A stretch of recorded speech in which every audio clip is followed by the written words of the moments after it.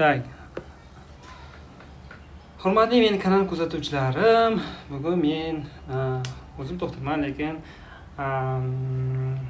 ingliz tilini o'rganishda qiyinchiliklarga uchraganim uchun va qiziqarli kontentlar yozib borishda sizlarga qiziqarli mavzularda videolar yozib guruhimga tashlab boraman. Albatta qiziq va unumli bo'ladi degan umiddaman va biz boshladik. Bugungi mavzuimiz ingliz tili haqida bo'ladi. Ingliz tilida mavzuimiz bor. Masalan, bizdagi men o'zim ham qiyin bo'lgan va o'ylagan qanaqadir mavzudagi gaplarimni to'g'ri va aniq gapira olmaslikka muammolarim bo'lgan va o'shalardan bittasini sizlarga bugun tushuntirib bermoqchiman. Bu nima?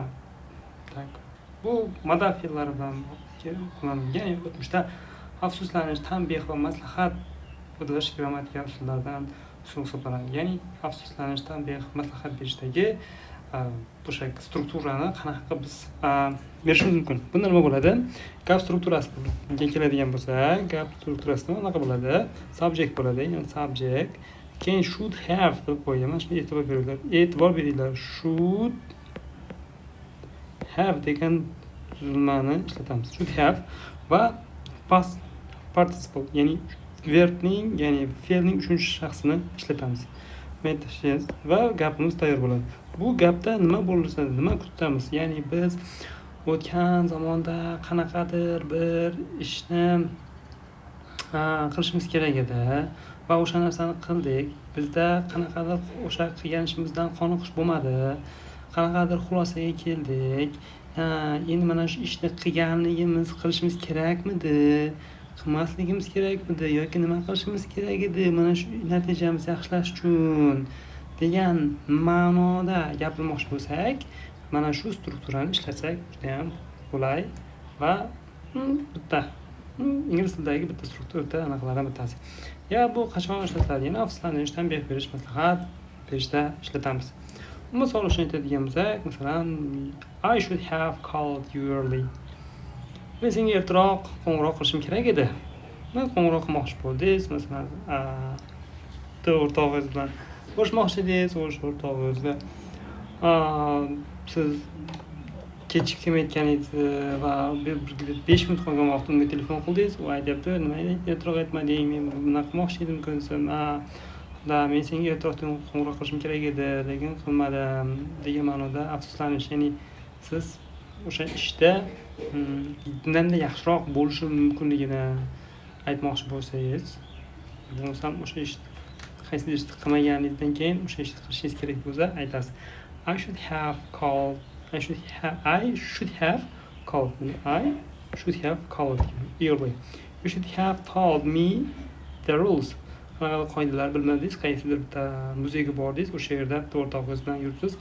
O'rtog'ingiz nimadir kerak mumkin bo'lgan joyga kirib ketdingiz. O'sha yerda siz o'rtog'ingiz aytyapsiz, menga bu yerdagi qoidalar haqida aytishing kerak edi demoqchi bo'lsangiz, you should have told me the rules. Ya'ni siz bilmagansiz va shundan keyin paydo bo'ldi. O'z xatosidan afsuslanish, qanaqadir xato ish qildingiz, masalan, o'shani xatoligini bildingiz va o'sha xato haqida aytmoqchisiz va afsuslanish bor. I should have studied more for the exam. Ya'ni imtihonga ko'proq tayyorlanish kerak edi. I shouldn't have said that to him. Men buni unga aytishim kerak emas edi. Ya'ni nimadir qanaqadir siringiz bo'lgan, o'shani qaysidir o'rtog'ingizga aytdingiz, o'rtog'ingiz yana bitta o'rtog'ingizga aytdi, orada siz ikkizlamachi bo'lib qoldingiz yoki u sening haqingdan shunaqa deyapti. G'iybat qilgan, deb yomon ko'rgan, shunaqa deyapti deb aytib qo'ydi. Ikkalangiz narigi o'rtog'ingizdagi munosabat buzildi va shunda siz afsuslanyapsiz. Men bunga aytmasim kerak edi buning sirim haqida. I shouldn't have said that to him.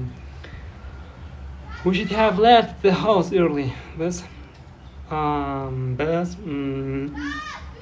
qaysidir joyga kechikdingiz, asosiy kechki sabablardan bittasi qanaqadir uyda ertaroq chiqib ketish kerak edi degan sabab keltirmoqsiz. Afsuslanyapsiz. O'shaning uchun I should have left the house early. Men uyda ertaroq chiqib ketishim kerak edi. Ну, o'zingizga afsuslanish hissini aytishda и boshqalarga tanbeh berish. Masalan, boshqalarga maslahat berish. Oy, sen masalan, kuniga 8 soat dars qilishing kerak edi, bo'lmasa mana shuni qilishing kerak edi degan qanaqadir tanbeh, maslahat berishlardan maslahat berish gaplarda ishlatiladi. Masalan, you should have asked for help. Yordam so'rashing kerak edi. Nima o'sha ham narsani. O'zing qo'ygansan, o'sha you should have asked for them. You should have double checked their address. They should have booked the ticket in advance. Bu ma'noda maslahat berish ma'nolarida ishlatiladi. I should have known better.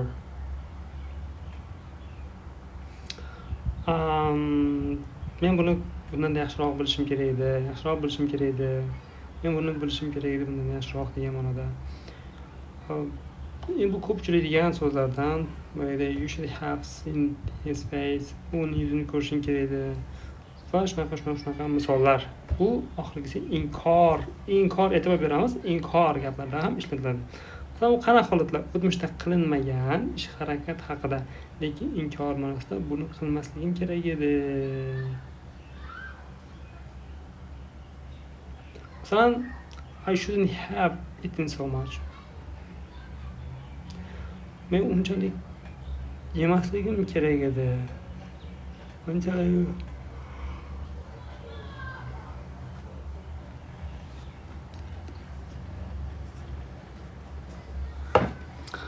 Masalan, she shouldn't have told him the secret. U sirni aytmasligi kerak edi.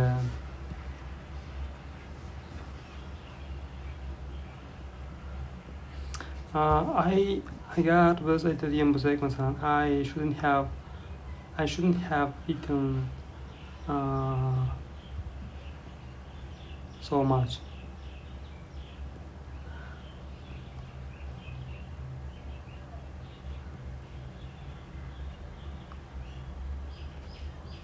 Mana bu yerda e'tibor bersangiz, mana bu yerda gap bor-da. Mana bu yerda inkor. Ya'ni inkor ma'nosida menga u aytmaslik kerak edi degan ma'noda bu yerda gap ketyapti. Xo'sh, bu keyingi asosiy anaqa tushunamiz. Ya'ni bu mavzuda nimani o'rgandik? Strukturalni subject, keyin should have e'tibor beramiz, should have deb va uchinchi verb qo'shamiz. Va bu afsusdan tanbehdan maslahat ishlatamiz bu strukturani va inkor shaklida shouldn't bo'lib ishtirok etadi. Ya'ni nimadir qilingan, o'shani qilmaslik haqida aytmoqchi bo'lsangiz, masalan, shunaqa aytsa bo'ladi.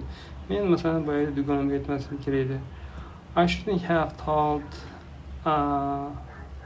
to my friends, masalan. We shouldn't have waited so long. Shunchalik kutmasligimiz kerak. Va shunaqa aytib beramiz. Men ingliz tili o'qituvchisi emasman, lekin qiziq shunaqa kontentlarni videoga joylab boraman. Bu kuzating va o'zingizda real praktikada ishlating.